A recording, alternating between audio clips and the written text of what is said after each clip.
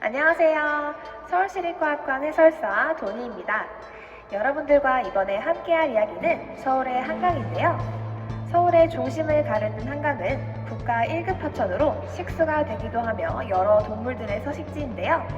그럼 이제부터 본격적으로 서울의 한강과 관련된 전시물들을 알아보러 가볼까요? 가장 먼저 한강에 살고 있는 물고기들을 살펴보겠습니다. 한강에 살고 있는 물고기들은 크게 보호종, 외래종, 고유종, 우정종, 회유어 총 5종이 있는데요.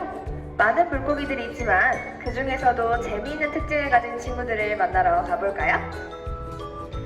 처음으로 살펴볼 물고기는 바로 고유종 물고기인 각시붕어입니다. 각시붕어라는 이름은 산란기에 무지갯빛 혼인색으로 변해 각시처럼 예쁘다고 해서 지어진 이름입니다. 그런데 이렇게 아름다운 혼인색으로 변하는 것은 수컷에게만 나타나는 성질이기 때문에 잘못 지어진 게 아닌가 생각이 드네요. 다음으로는 우점종인데요. 우점종이란 그 지역의 개체수가 가장 많거나 넓은 면적을 차지하는 종을 말합니다. 대표적으로는 메기와 누치가 있는데요. 만나보러 가볼까요? 우선 누치는 겉보기에는 잉어와 비슷하게 생겼지만 잉어보다는 주둥이가 길고 좀 더 야윈 모습입니다. 누치라는 이름은 누러에서 나온 것입니다. 뻐끔거리는 입모양이 상대적으로 느리고 입도 크게 벌리지 않아 답답해 보여서 지어진 이름이라고 하는데요. 누러에서 지금은 누치라고 불리고 있습니다. 다음으로 살펴볼 물고기는 메기입니다. 메기를 보면 콧구멍 앞과 아래턱에 각각 한 쌍의 수염을 보실 수 있는데요. 메기의 수염은 굉장히 민감하기 때문에 진동을 수염으로 느낄 수 있습니다. 때문에 진흙바닥의 진동을 다 느낀다고 해요. 그 덕분에 약한 지진도 감지해내는 능력을 가지고 있습니다. 지진이 감지가 되면 물 밖으로 뛰쳐나오는 행동을 보이기도 하는데요.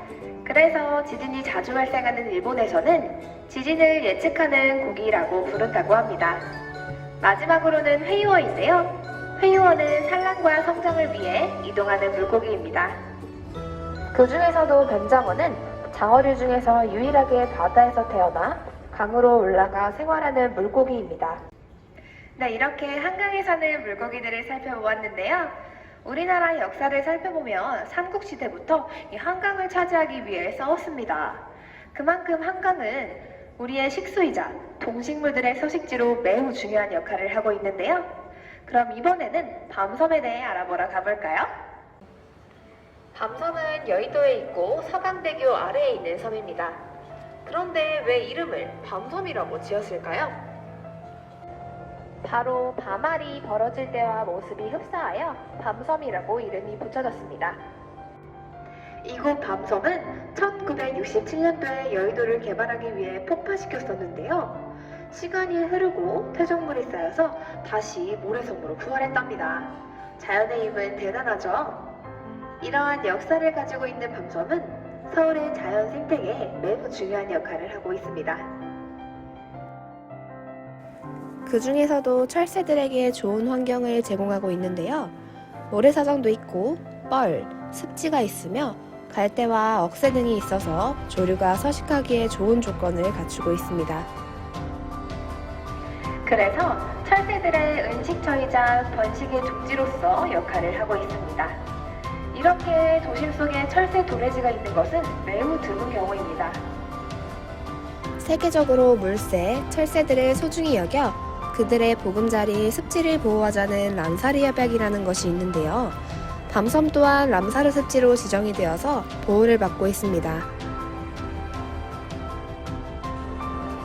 이곳 밤섬은 많은 조류들이 확인되는데요.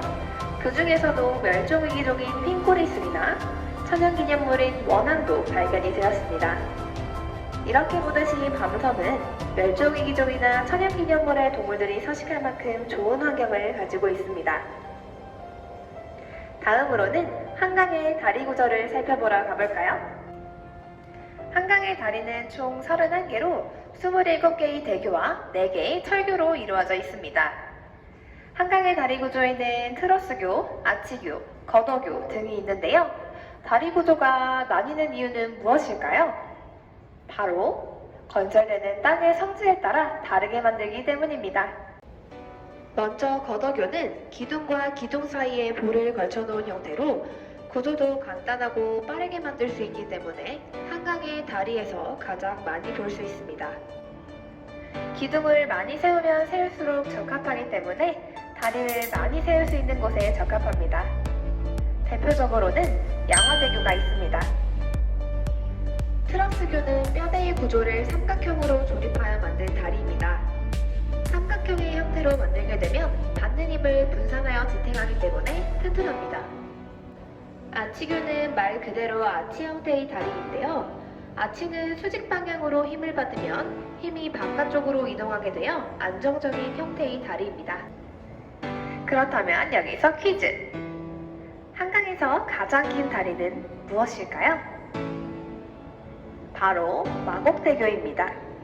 마곡대교는 2,930m로 한강에서 가장 긴 다리입니다. 네, 여기까지 한강의 다리 구조에 대해 알아보았습니다. 다음으로는 한강의 물이 우리에게 오는 과정에 대해 살펴보러 가볼까요? 우리가 마시는 물은 어떤 과정을 통해 올까요? 먼저 한강의 시작점 팔당댐에서 취수장으로 보내게 됩니다.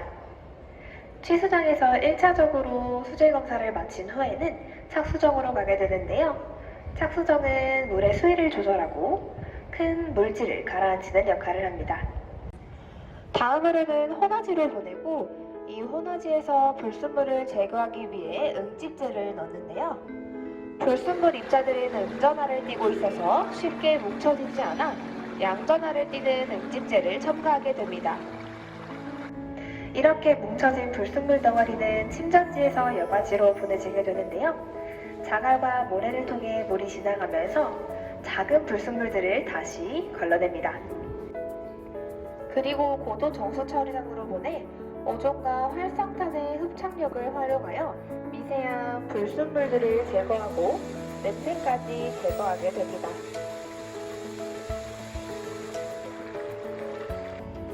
마지막으로 혹시 모를 세균의 오염을 막고 각 집으로 보낼 때 오염이 될 수 있기 때문에 염소를 투입하여 염소 처리를 하게 됩니다. 이렇게 많은 과정을 거쳐야만 우리가 사용할 수 있는 물이 된답니다. 우리가 사용하는 물 아껴 써야 되겠죠? 네, 여기까지 서울의 중심, 한강에 대해 살펴보았습니다. 이상으로 해설을 마치도록 하겠습니다. 감사합니다.